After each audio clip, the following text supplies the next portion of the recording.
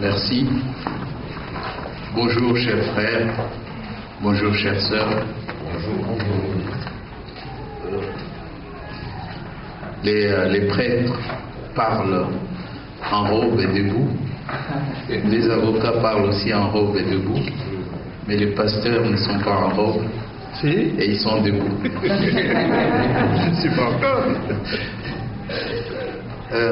Moi, je voudrais bien être encore quelque temps naïf, peut-être, après ce qu'a dit M. l'abbé Mbelou. Moi, je veux bien encore penser qu'il est permis de rêver et de penser que l'esprit de la Charte des Nations Unies était quand même fondé sur des bonnes intentions. En fait, je voudrais ici rappeler qu'à la création des Nations Unies, les États membres s'étaient engagés à préserver les générations futures du fléau de guerre qui avait infligé d'indicibles souffrances à l'humanité. Et ils se sont engagés à créer des conditions nécessaires au maintien de la justice et au respect des obligations nées des traités et des sources du droit international, et de favoriser le progrès social en instaurant des meilleures conditions de vie dans une liberté plus grande. Moi, je trouve que ce principe est un principe qui fait rêver. Et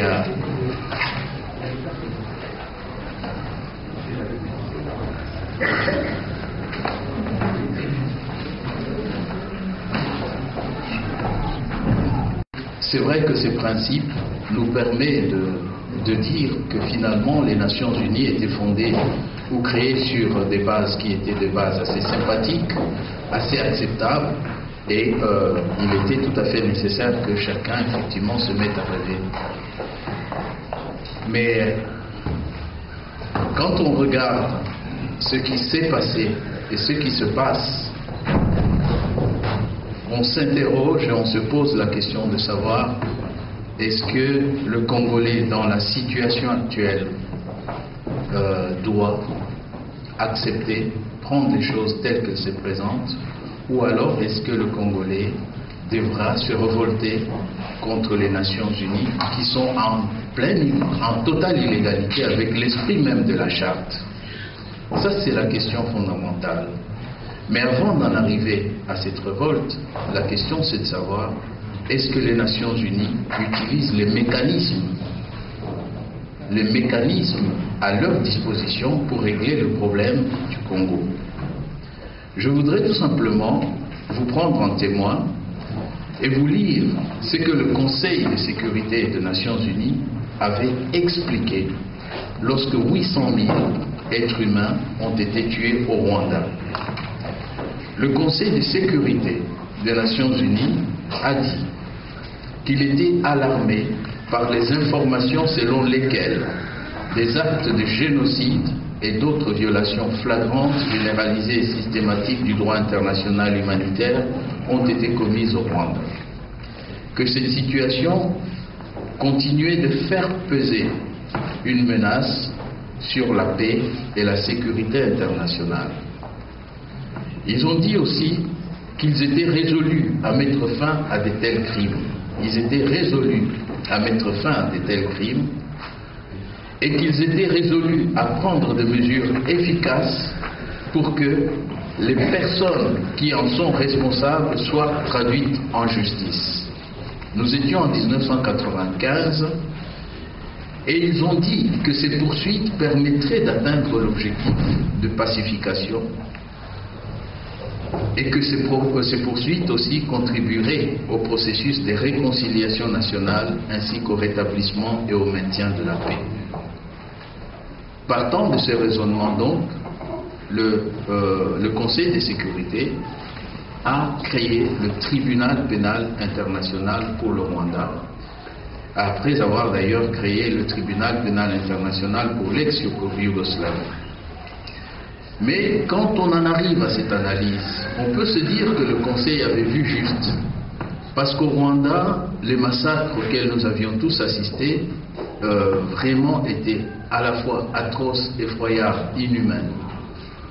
Mais arrivé à ce stade, au moment où on a commencé à traquer les criminels ou les prétendus criminels, il n'y a plus de massacre au Rwanda.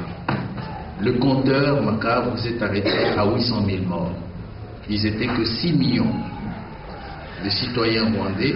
Le compteur s'est arrêté à 800 000. On peut donc dire que le Conseil de sécurité avait pris une sage décision en décidant de créer ce tribunal pénal international, parce que loin de se lancer à des conquêtes militaires pour la prise de pouvoir, beaucoup d'hommes politiques rwandais ont passé leur temps, maintenant ça fait 15 à 20 ans, qu'ils ont passé à courir, à fuir et à fuir la justice.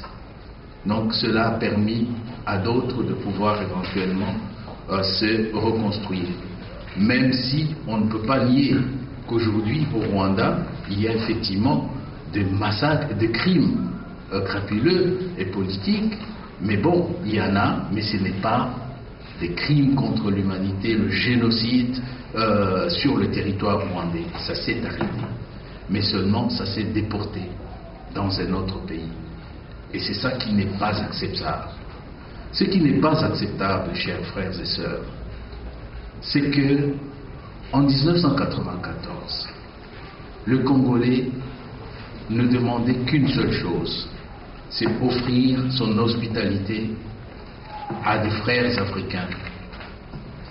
Qu'ils soient Tutsis ou Hutus, c'était des Rwandais qui étaient massacrés, bon, ils ont offert hospitalité. Mais ce qu'ils ont reçu en retour est inimaginable, innommable et inacceptable.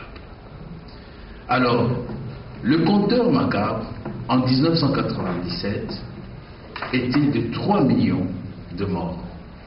3 millions de morts, c'est le chiffre qui était retenu par Amnesty International. 3 millions de morts, c'est le chiffre qui était retenu par Human Rights Watch.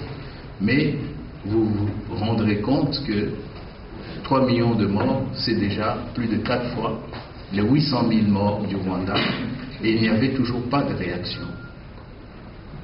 Dans mon expérience au tribunal pénal international, j'ai appris que ce n'était pas encore un chiffre suffisant pour alarmer la communauté internationale et qu'il fallait éviter de parler de génocide. Dont acte, les massacres ont continué et aujourd'hui, le fait seulement de cette impunité, nous sommes arrivés